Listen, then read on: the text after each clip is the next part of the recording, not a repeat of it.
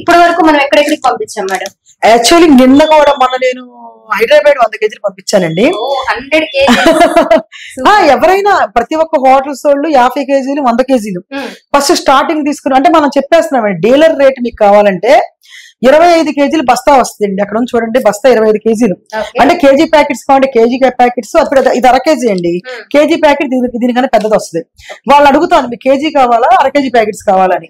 అవి నేను 25 కేజీలు కుట్టేసి ఉంటాయి వాటిల్లో, దాంట్లో పెట్టి సెట్ చేస్తాం.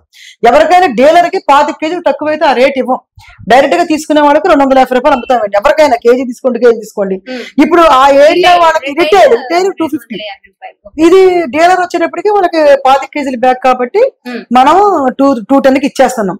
అయితే మనకి నిన్న హైదరాబాద్ లో ఒక ఆయన రైస్ బిజినెస్ చేస్తారండి హాస్టల్స్ కి. హైదరాబాద్ ఎల్బీ నగర్ లో ఉంటాడు.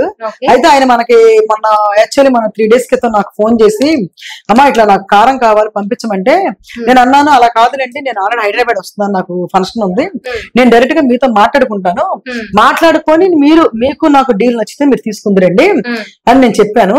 డైరెక్ట్ గా నేను నా కార్ లో తీసుకుని వెళ్ళాను 100 కేజీల కారం. ఆయన చూశారు, నచ్చింది, వెంటనే నాకు ఫోన్ పే పెట్టి కొట్టారు. మళ్ళీ ఇవాళ కూడా నాకు 100 కేజీల కారం ఆర్డర్ ఇచ్చారు.